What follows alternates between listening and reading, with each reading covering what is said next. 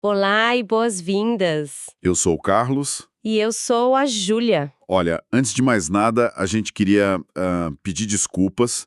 Tivemos uns probleminhas técnicos ontem e por isso nossa análise não foi enviada. Pois é, mas agora já está tudo resolvido e hoje a gente está aqui para mergulhar num material que é, assim, fascinante. E o tema de hoje é, sem dúvida, um dos relatos mais dramáticos, talvez complexos, de toda a tradição judaico-cristã. O sacrifício de Isaac, lá em Gênesis, capítulo 22. Exato.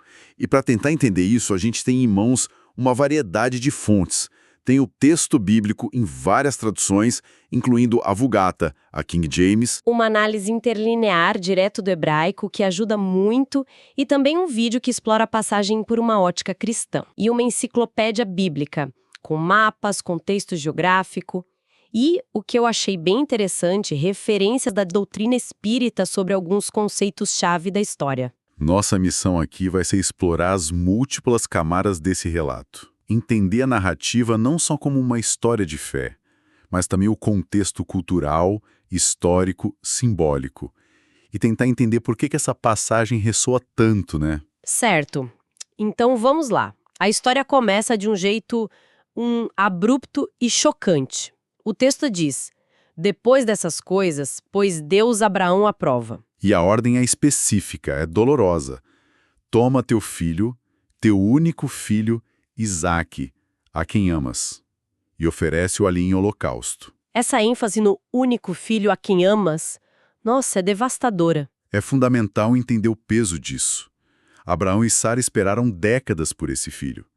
Isaque não era só um filho, ele era a materialização de uma promessa divina. Sim. E as nossas fontes hebraicas mostram que a palavra para provar, nissá, carrega uma ideia de testar, de refinar, de revelar o que tem dentro da pessoa. Entendi. Não é uma tentação para o mal, é um teste de qualidade. Exato. E a reação de Abraão é de uma obediência silenciosa e imediata. Ele levantou-se de madrugada, prepara tudo, leva a lenha, os servos, Isaque e parte. E a viagem dura 3 dias. Dá para imaginar o silêncio e a tensão dessa jornada? Impossível. E o destino é a terra de Moriá. E Moriá não é um lugar qualquer. As fontes históricas e geográficas que a gente tem indicam que o Monte Moriá é o local onde, séculos depois, Salomão construiria o Templo de Jerusalém. Ah, então já era um lugar com significado. Já tinha um peso. Uma das nossas fontes, um rabino, sugere que Moriá já era um local sagrado, onde Caim, Abel, Noé teriam feito suas ofertas. Isso adiciona uma camada de significado histórico, sagrado, ao local da prova. O que torna o clímax emocional da jornada, que é a pergunta de Isaac, ainda mais cortante, né? Nossa, demais. Meu pai, eis o fogo e a lenha, mas onde está o cordeiro para o holocausto? É uma pergunta tão inocente que chega a doer. E a resposta de Abraão é talvez uma das declarações de fé mais poderosas da Bíblia.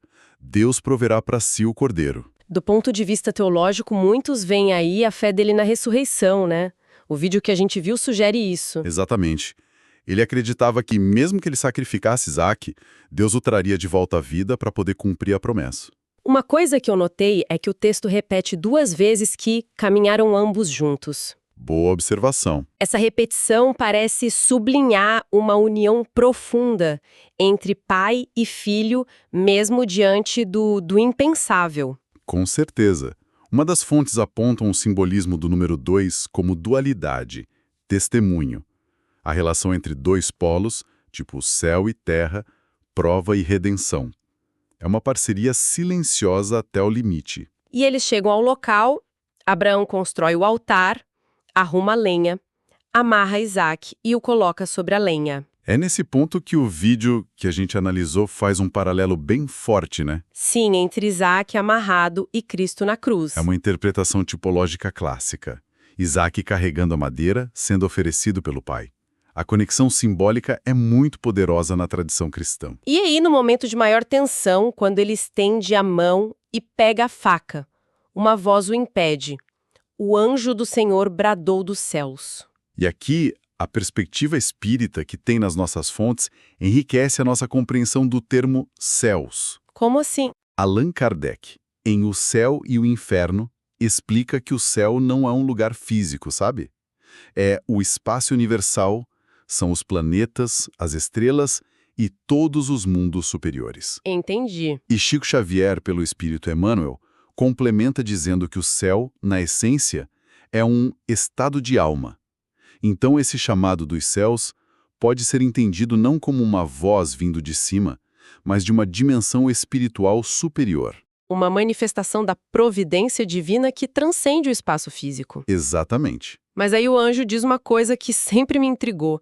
Agora sei que temes a Deus, porquanto não me negaste o teu filho. Sim, essa frase é um ponto teológico importante. A enciclopédia que a gente tem aborda isso, né? A pergunta é, Deus não sabia de antemão qual seria a reação de Abraão? Pois é, a explicação é que essa é uma linguagem antropomórfica, ou seja, ela atribui características humanas a Deus para facilitar a nossa compreensão. Ah, O agora sei não significa que Deus adquiriu um conhecimento novo. Significa que a fé de Abraão foi demonstrada, foi provada, manifestada no plano material. A fé se tornou um ato concreto. faz sentido. A fé precisava ser vivida, não só sentida. Perfeito. A tensão então se resolve com o surgimento do carneiro preso pelos chifres. Abraão o oferece no lugar de Isaque e chama o lugar de "o Senhor proverá". A prova se completa com a provisão. E isso é seguido por uma reafirmação poderosa da aliança. O anjo fala uma segunda vez. E jura pelo próprio Deus: "Deveras te abençoarei e certamente multiplicarei a tua descendência como as estrelas dos céus e como a areia na praia do mar". E as fontes interlineares que a gente viu mostram a força dessa repetição no hebraico, né? Sim, é algo como bênção, eu te abençoarei. Multiplicação, eu multiplicarei. É para dar uma ênfase absoluta na promessa. Depois da prova máxima, vem a certeza máxima. Então, no fim das contas, o que tudo isso significa? Não é só uma história sobre um sacrifício que foi interrompido. De jeito nenhum. É um texto multifacetado. Numa camada, a gente tem a perspectiva cristã, que o vídeo apresentou bem, que vê Isaque como uma prefiguração de Cristo. O filho amado, oferecido em sacrifício, carregando a madeira. Isso, com a ressurreição implícita na fé de Abraão. E na tradição judaica? Na tradição judaica, esse evento é a Akedah, ou a amarração. É o teste supremo de fé que estabelece a profundidade da devoção de Abraão. É o mérito sobre o qual se funda a aliança entre Deus e o povo de Israel. E a leitura cultural e histórica? Bom, a história se passa numa geografia real que a gente pode ver nos mapas. Abraão viaja de Berseba para a região de Jerusalém. A prática de holocaustos era comum no mundo antigo. Certo. Mas a história funciona como uma poderosa rejeição ao sacrifício humano, que era uma prática de povos vizinhos. A mensagem é que Deus não deseja a morte, mas a fé e a obediência. É quase uma revolução teológica para a época, então. Exatamente. E as fontes também nos dão um dicionário rico de termos, como altar, holocausto, até os tipos de jumento usados. Isso nos ancora na realidade da vida patriarcal, sabe? Sim, e no final do capítulo tem a menção aos descendentes do irmão de Abraão, Naor, incluindo Rebeca. Que vai se tornar a esposa de Isaque. Isso conecta essa história dramática de volta à continuidade da vida, da família e da promessa. A vida continua. Então, Gênesis 22 se revela não como uma história com um único significado, mas como um prisma. Ótima analogia. Dependendo da luz que incide sobre ele, seja da teologia, da história, da linguística, da espiritualidade, diferentes cores e significados emergem. É um relato sobre fé, obediência, a natureza da provação e a promessa divina. E para deixar uma reflexão final, tem um detalhe curioso no texto.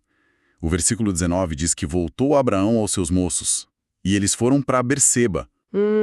O texto não menciona explicitamente que Isaque desceu a montanha com ele. É verdade, ele obviamente sobreviveu, claro, mas o texto omite isso nesse momento. Exato. E alguns comentaristas antigos viram nesse silêncio um significado profundo sobre a natureza transformadora e talvez solitária de uma experiência tão extrema. Fica a pergunta no ar, né? Fica. O que acontece com um pai e um filho depois de chegarem à beira do abismo e retornarem?